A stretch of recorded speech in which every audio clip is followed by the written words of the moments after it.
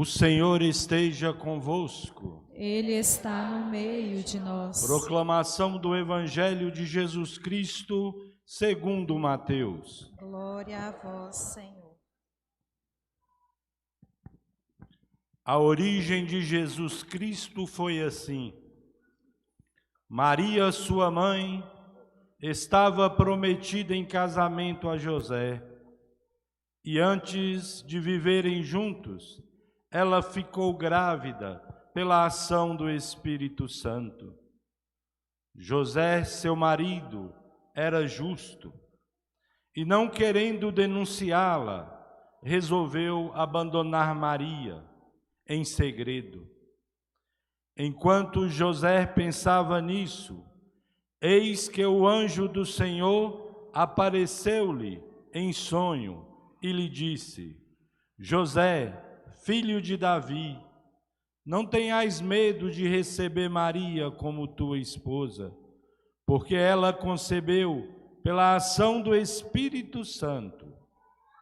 Ela dará à luz um filho, e tu lhe darás o nome de Jesus, pois ele vai salvar o seu povo dos seus pecados. Tudo isso aconteceu para se cumprir o que o Senhor havia dito pelo profeta: eis que a virgem conceberá e dará à luz um filho. Ele será chamado pelo nome de Emanuel, que significa Deus está conosco. Quando acordou, José fez conforme o anjo do Senhor havia mandado e aceitou sua esposa. Palavra da salvação. Glória a vós, Senhor.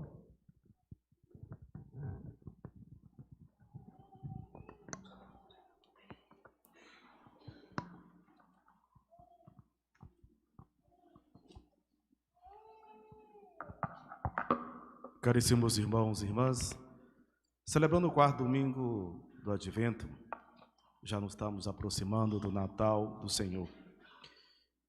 E a leitura do Evangelho fala a respeito da origem de Jesus. Como é que aconteceu? Ontem mesmo nós estávamos rezando sobre a sua genealogia, né? As gerações que vieram desde Abraão até chegar a Jesus, e essa descendência da realeza de Davi, no qual Jesus assim pertence. E nós ouvimos que Maria ela estava prometida em casamento a José, e ela ficou grávida pela ação do Espírito Santo. E José não sabia desse plano, não sabia o que ia acontecer. Que talvez Maria não teve tempo de contá-lo, uma vez que ele andava ocupado trabalhando no ofício carpinteiro, e ela foi cuidar da prima Isabel. E quando ele o viu, e viu que estava grávida, ele quis abandoná-lo, que ele ainda não sabia do plano de Deus. Mas ele, por ser um homem justo, não queria denunciá-la, né? Para que ela não fosse apredejada. Então, quis abandoná-la em segredo. De certa forma, ele queria cuidar dela também dessa forma, não deixando ela correr perigo. Mas o anjo veio em sonho e fala para ele, revela, né? Para que ele não tenha medo de tomar Maria como esposa, porque ela estava grávida pela ação do Espírito Santo. Ela estava esperando o Filho de Deus, o Messias, aquele que viria salvar o povo do pecado, e o próprio José colocar o nome dele de Jesus, que também é chamado de Emanuel, como nós ouvimos na primeira leitura aqui do profeta Isaías, que estava pedindo a casa, sinal do céu, ou da terra, da profundeza da terra, algum sinal. Aí o profeta vai e fala, né? Que um sinal que virá, que nascerá de uma virgem, o Filho de Deus, que significa Emanuel, o nome que significa Deus está conosco. Então, Jesus veio fazer cumprir o que já estava escrito nas Sagradas Escrituras, em que o profeta Isaías traz assim muito relato sobre o Messias, aquele que viria. Então Maria foi aquela mulher eleita, escolhida por Deus. E ele não escolheu qualquer mulher, mas já havia preparado para ser a mãe do Senhor. E ela não teve medo, ela deu seu sim. José ele só vai compreender a tamanha dimensão da missão de que essa família estava ali incumbida de assumir aquele compromisso. E quando ele percebeu que era um compromisso muito grande, ele assim assumiu. Ele assumiu Maria e também cuidar daquele que estava por vir, o Filho de Deus. E José foi aquele homem assim, que cuidou tanto de Maria quanto de Jesus. No nascimento, com toda a dificuldade, e foi para uma cidade, não encontrou local, foi para um estábulo. Depois Jesus nasceu, foram para o Egito devido à perseguição. Jesus cresceu até os 9 anos. Eles retornam para Jerusalém, região da Galileia, e Jesus cresce, né? Vai crescendo em estatura e sabedoria. E José, como pai, ensinou também o ofício no qual José trabalhava, que é a carpintaria, né? Serviço de artesão, carpinteiro. Então o pai, normalmente, antigamente, quando o pai tinha um certo ofício, um trabalho, eles ensinavam os filhos a fazer, desenvolver aquela atividade. Com os anos foi passando, tendo as faculdades, os filhos pôde escolher o que ia formar ou trabalhar. Mas geralmente quem nascia numa família que tem antigamente, o pai exercia uma função de pastor, se tornar pastor. Será artesão, agricultor também ali, serviço de lavrador. Então Jesus, ele teve com a profissão uma aprendizagem a partir de que José é carpinteiro e ensinou para ele, né? Ele assim aprendeu também esse ofício. José, ele cumpriu aquele papel no qual que Deus, ele não poderia vir aqui à terra e cuidar diretamente aqui, de uma forma humana, né, de Jesus. Então José, ele exerceu esse papel de importância muito grande. Nós estamos agora no Advento, preparando para o Natal do Senhor. Então hoje tem destaque essa pessoa de José, a importância dele na história da salvação. Qual foi a missão que José realizou, né? Então, ele cumpriu fielmente esse papel. E na Bíblia são poucas pessoas que parecem chamado de justo. Justo quer dizer aquele que tem fé em Deus e busca viver as coisas de Deus. E José é um homem de muita fé, né? E assim ele soube que todos ele cuidou muito bem de Jesus, né? E como fala que Jesus vem da descendência de Davi, José também tem essa descendência de Davi, né? Que vem desde no Antigo Testamento, onde dizia de onde vinha, né, ia nascer essa descendência, de quem, essa realeza. Então Jesus tem essa descendência de Davi. Que nós também ouvimos na segunda leitura de São Paulo, falando que ele era apóstolo em Cristo, né, que foi chamado também a ser apóstolo em Cristo, e que Jesus descende dessa descendência do rei Davi, e que nós também somos chamados a ser seus discípulos, né? Chamado também a ser discípulos e missionário. Porque Jesus veio para os judeus. Eles não aceitaram o bem, porque eles não estavam esperando nascer daquela forma, numa família simples, porque esperavam um Messias, um rei todo-poderoso, que ia libertá-los. Aí veio Jesus, numa família humilde, nascendo numa condição bem humilde. Mas assim, a partir daqueles judeus e de muitos pagãos que foram se convertendo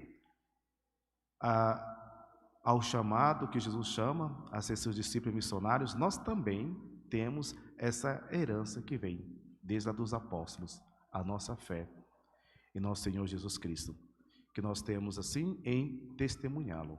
Esse amor para que nós temos para com Jesus. Nós temos uma semana ainda de preparação para o Natal do Senhor.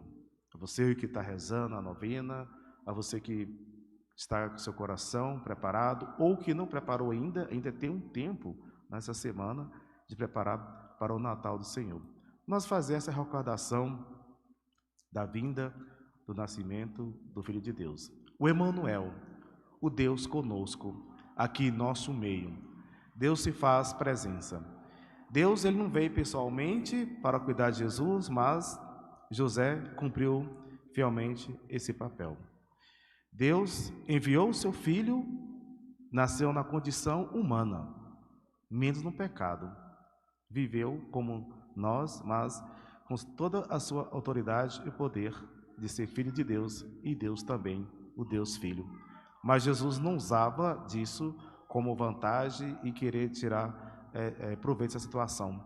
Mas ele veio estar entre os humildes, os excluídos, os pecadores, para a partir desses mostrar um sinal de conversão e de salvação. Porque às vezes as pessoas já são ricas, já estão cheias de si, né? E acham que a riqueza já é o suficiente, não precisa de Deus. Mas todos nós precisamos, desde o mais pobre aos mais ricos. O que acontece é o orgulho, ou então a falta, né, de amor para as coisas de Deus, né? Independente da situação econômica, independente do que a pessoa está vivendo. Mas nós sabemos que Jesus vem indicar para nós esse caminho para a salvação. Então ele já veio a primeira vez e veio falar a respeito do reino de Deus. Sobre essa proximidade desse acontecimento, o que nós devemos fazer para podermos herdarmos o reino dos céus, né? O que nós vamos buscar em nossa vida. A sua segunda vinda, que nós assim esperamos, ele virá. A segunda vinda para, assim, aqueles que viveu a fé através das suas obras, através de gestos concretos, e assim um coração convertido, e uma vida de discípulo missionário, assim alcançarão a misericórdia, a salvação. Mas há muitos aqueles que não aderiram à fé, não serão salvos. Nós sabemos qual o caminho que nós queremos ir. Então, a exemplo da Sagrada Família de Nazaré, Jesus, Maria e José. José é o patrono das famílias. Então, a exemplo dessa família que cuidou do Filho de Deus. Nós também desejamos que nossa família também possa viver essa fé, esse amor. Quantas famílias têm misturadas com tantos problemas, tantas coisas que acontecem, né? Tantos desencontros, mais desencontro que encontro. Esse tempo do Natal é um tempo que as famílias geralmente se encontram. Aqueles que estão mais distantes vêm para tirar esses dias de férias ou de folga para estar com os seus, né? Com os pais, com os filhos, né? Os netos. Aí se reúne para viver assim a fraternidade. Mas às vezes muitas famílias acabam se desencontrando, nem nesse momento se encontram. A individualidade, a indiferença, às vezes promove muitos desencontros e outras famílias destruturadas por diversos problemas que assim existem. Mas que a exemplo da família de Nazaré, que possamos assim as famílias buscar, né, também essa santificação, essa vivência da fé nesse amor em nosso Senhor Jesus Cristo. Mas não somente nesse tempo de Natal, que temos de reunir a família, de alegrar, mas em todo o tempo, não deixar somente para esse momento, né?